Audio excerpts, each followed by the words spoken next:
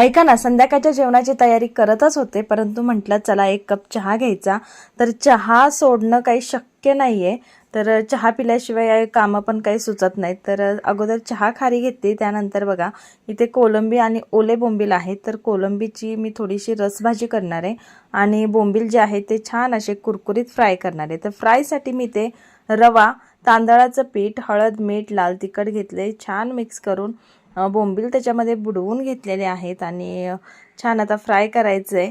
तर तव्यामध्ये 2-3 चमचे तेल टाकले आणि बोंबील फ्राय करायला ठेवलेत.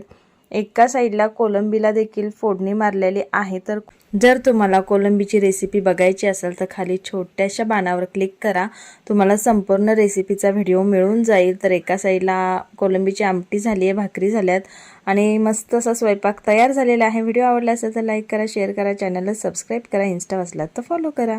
थँक्यू.